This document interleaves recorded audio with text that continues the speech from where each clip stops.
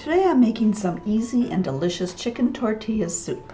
It starts with some cooked chicken, as well as some chicken broth. I'm using turkey bone broth, some cream of chicken soup, Rotel diced tomatoes with chilies, some black beans. I need some frozen corn. This has pretty much thawed by now. And also the only spices I use are some chili powder and some cumin. Easy peasy.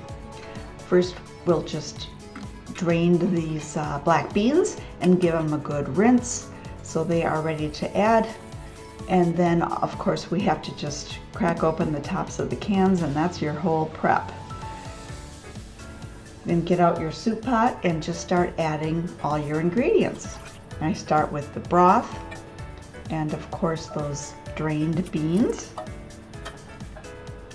I'm adding the chicken now. This works great with rotisserie chicken, leftover Thanksgiving turkey, whatever you happen to have. I had none of those on hand, so I basically just cooked up some boneless, skinless chicken thighs, just cooked, cooled, and shredded, and I added them with the juice. This time, you can do that either way, it doesn't matter. Then, of course, adding in the cream of chicken soup and the diced tomatoes, the corn, and then our spices, just a nice healthy tablespoon of chili powder and a little bit of cumin, and that's it. There's nothing more to it. All there is to do from here on out is heat and stir. You want to get this all the way heated through. So turn the heat on medium to medium high probably, and just keep on stirring and give it a chance to really get warmed through. And depending upon how cold your ingredients are will kind of determine how long it'll take. But I like to get it to this just barely boiling point. That way I know everything is truly nice and warm. And then we just need to remove it from the heat and start scooping it out to serve it.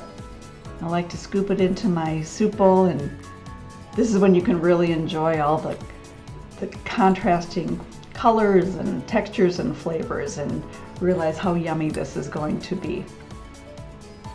You can see it's nice and hot and steamy, so it's definitely ready to serve. Now you can eat it just as is, but goodness, what's the fun in that? So I always add a dollop of sour cream. It's a nice contrast to that little bit of heat that you get from the chilies and the chili powder and the cumin. And of course it's called tortilla soup, so we need tortillas.